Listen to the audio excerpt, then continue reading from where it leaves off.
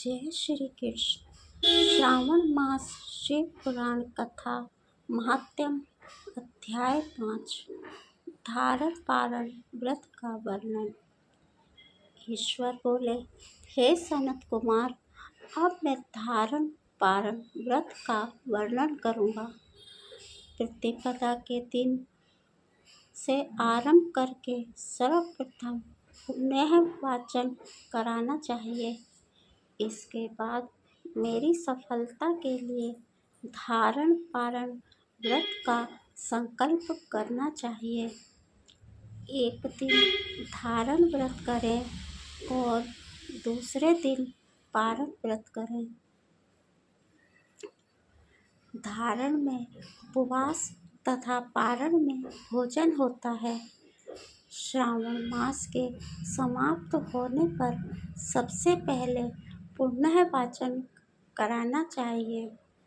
इसके बाद हे मानव,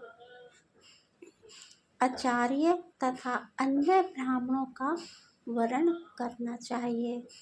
तत्पश्चात पार्वती तथा शिव की स्वर्ण निर्मित प्रतिमा को जल से भरे हुए कुंभ पर स्थापित कर रात में भक्ति पूर्वक पूजन करना चाहिए तथा पुराण श्रवण आदि के साथ रात भर जागरण करना चाहिए। प्रातःकाल अग्नि स्थापन करके विधि पूर्वक होम करना चाहिए। ओम त्र्यंबक, इस मंत्र से तिल मिश्रित भात की आहुति डालनी चाहिए। उसी प्रकार शिव गायत्री मंत्र से घृत मिश्रित भात की आहुति डालें और पुण्य षडाक्षर मंत्र से खीर की आहुति प्रदान करें। तदनंतर पूर्णाहुति देकर होम शेष का समापन करना चाहिए।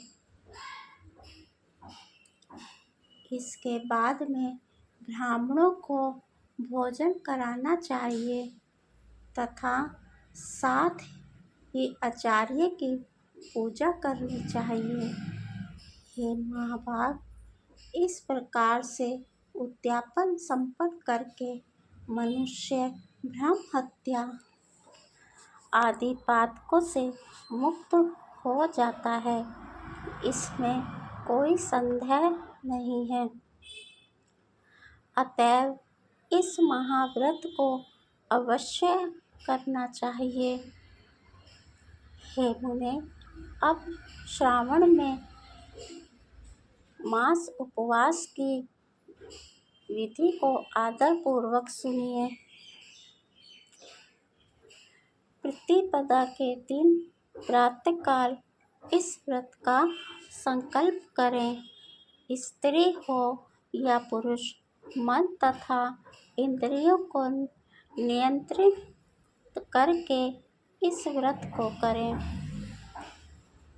अमावस्या तिथि को लोक का कल्याण करने वाले वृषध्वज शंकर की अर्चना पूजा षोडश उपचारों से करें।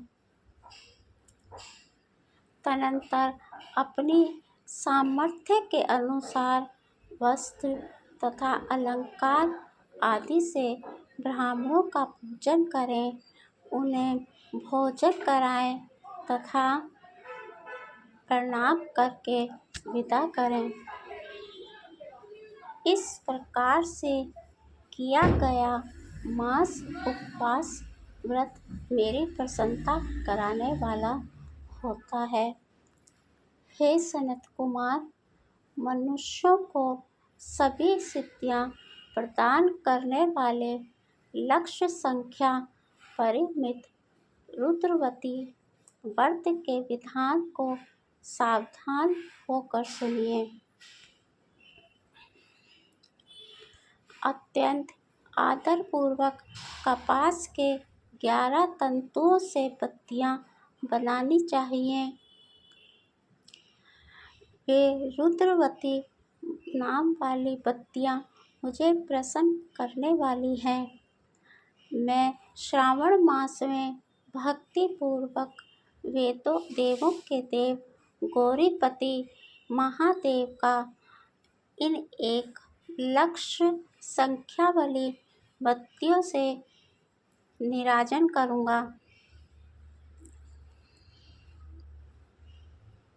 इस प्रकार श्रावण मास के प्रथम दिन विधि पूर्वक संकल्प करके महीने भर प्रतिदिन शिवजी का पूजन कर 1,000 बत्तियों से निराजन करें और अंतिम दिन 71,000 बत्तियों से निराजन करें अथवा प्रतिदिन 3,000 बत्तियां आदरपूर्वक अर्पण करें और अंतिम दिन 13,000 बत्तियां समर्पित करें अथवा एक ही दिन सभी 1,00,000 बत्तियों को मेरे समक्ष जलाएं।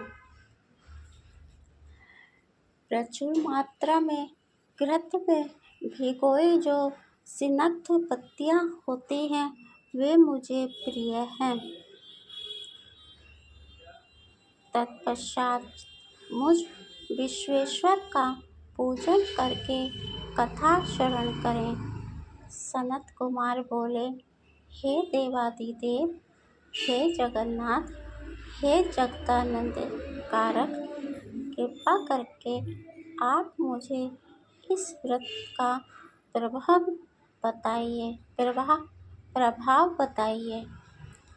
हे प्रभु, इस व्रत को सर्वप्रथम किसने किया तथा इसके उद्यापन में क्या विधि होती है? ईश्वर बोले, हे ब्रह्मपुत्र, व्रतों में उत्तम इस रुद्रवती व्रत के विषय में सावधान होकर सुनिए।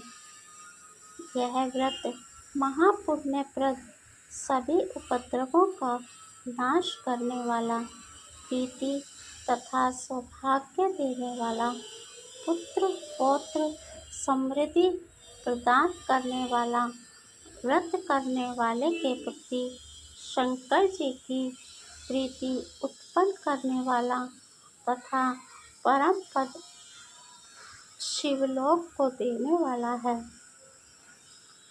तीनों लोकों में इस रुद्रवती के समान कोई उत्तम व्रत नहीं है। इस संबंध में लोग यह प्राचीन दृष्टांत देते हैं। क्षिप्रा नदी के रम्य तट पर उज्जैनी नामक सुंदर नगरी थी। उस नगरी में सुगंधा नामक एक परम सुंदरी वीरांगना थी। उसने अपने साथ संसर्ग के लिए अत्यंत दुस्सह शुल्क निश्चित किया था। 100 स्वर्ण मुद्रा देकर संसर्ग करने की शर्त रखी थी। उस सुगंधा ने युवकों तथा ब्राह्मणों को भ्रष्ट कर दिया था। उसने राजाओं तथा राजकुमारों को नग्न करके उनके आभूषण आदि लेकर उनका बहुत तिरस्कार किया था। इस प्रकार उस सुगंधा ने बहुत लोगों को लूटा था। उसके शरीर की सुगंध से कोस भर का स्थान सुगंधित रहता था।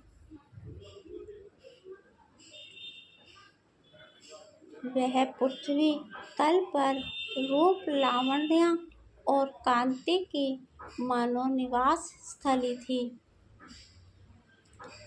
वह 6 रागों और 36 रागनियों के गायन में तथा उसके अन्य बहुत से भेदों का भी गान क्रिया में अत्यंत कुशल थी। वह नृत्य में रंभा आदि देवांगनाओं को भी तिरस्कृत कर देती थी और अपने एक एक पग पर अपनी गति से हाथियों तथा हंसों का उपहास करती थी। किसी दिन वह सुगंधा कटाक्षों तथा मोह चालान के द्वारा काम बाणों को छोड़ती हुई क्रीड़ा करने के विचार से क्षिप्रा नदी के तट पर गई। उसने ऋषियों के द्वारा सेवित मनोरम नदी को देखा। वहाँ कई विप्र ध्यान में लगे हुए थे, कई जप में लीन थे, कई शिवार्चन में रत थे तथा कई विष्णु के पूजन में तल्लीन थे। हे महामुने, उसने उन ऋषियों के बीच विराजमान मुनि वशिष्ठ को देखा।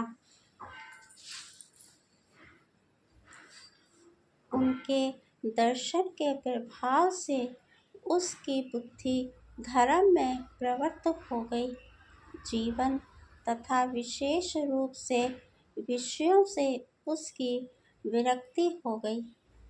वह अपना सर झुकाकर बार बार मुनि को प्रणाम करके अपने पापों की निवृत्ति के लिए मुनि श्रेष्ठ वशिष्ठ जी से कहने लगी। सुगंधा बोली, हे अनाथ नाथ, हे विपेंद्र, हे सर्व विद्या विशारद, हे योगीश, मैंने बहुत से पाप किए हैं, अतः हे प्रभु, उन समस्त पापों के नाश के लिए मुझे उपाय बताइए।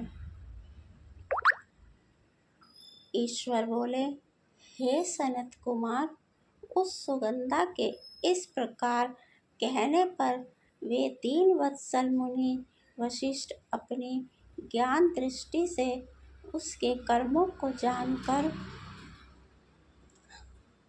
आदर पूर्वक कहने लगे। वशिष्ठ बोले, तुम सावधान होकर सुनो। जिस पुण्य से तुम्हारे पाप का पूर्ण रूप से नाश हो जाएगा,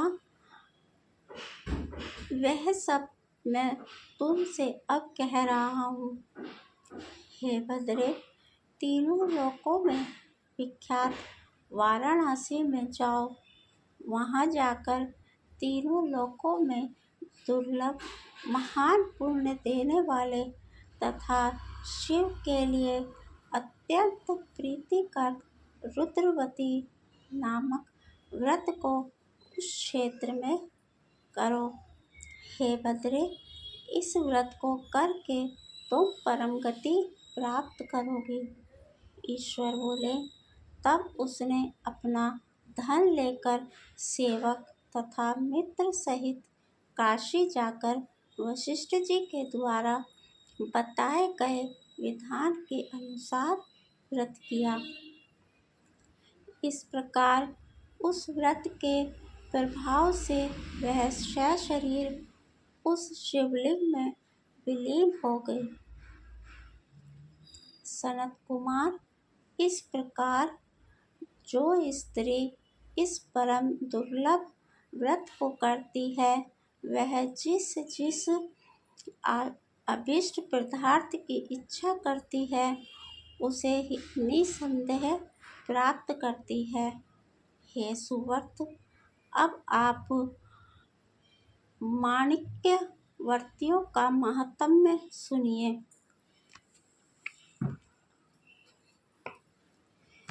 हे विपेंद्र, उन माणिक्य व्रतियों के व्रत से स्त्री मेरे अर्ध आसन की अधिकारिणी हो जाती है और महाप्रलय पर्यंत वह मेरे लिए प्रिय रहती है। अब मैं इस व्रत की संपूर्णता के लिए उद्यापन का विधान बताऊंगा। चांदी की बनी हुई नंदीश्वर की मूर्ति पर आसीन स्वर्णमय भगवान शिव की पार्वती सहित प्रतिमा को कलश पर स्थापित करना चाहिए और विधि के साथ पूजन कर के रात्रि में जागरण करना चाहिए। इसके बाद प्रातःकाल नदी के निर्मल जल में विधि पूर्वक स्नान करके 11 ब्राह्मणों सहित आचार्य का वरण करना चाहिए। तत्पश्चात रुद्र सूक्त से अथवा गायत्री से अथवा मूल मंत्र से घृत, खीर तथा बिल्व पत्रों का होम करना चाहिए। इसके बाद पूर्णाहुति होम करके आचार्य आदि की विधिवत पूजा करनी चाहिए तथा सपत्नीक 11 उत्तम विप्रों को भोजन कराना चाहिए। सनत कुमार, जो स्त्री इस प्रकार से व्रत करती है वह समस्त पापों से मुक्त हो जाती है। तत्पश्चात विधान पूर्वक कथा सुनकर स्थापित की गई समस्त सामग्री ब्राह्मण को दे देनी चाहिए। इससे निश्चित रूप से 1000 अश्वमेध यज्ञों का फल प्राप्त होता है। इस प्रकार श्री स्कंद पुराण के अंतर्गत ईश्वर सनत कुमार संवाद में श्रावण मास महात्म्य में धारण, पारण, मासोपवास, रुद्रव्रती कथन नामक 5वां अध्याय पूर्ण हुआ। जय श्री कृष्ण। ओम नमः शिवाय। यदि आपको मेरी कहानी अच्छी लगती है तो कृपया मुझे अपना प्यार और आशीर्वाद दें। जय जय श्री राधे कृष्ण।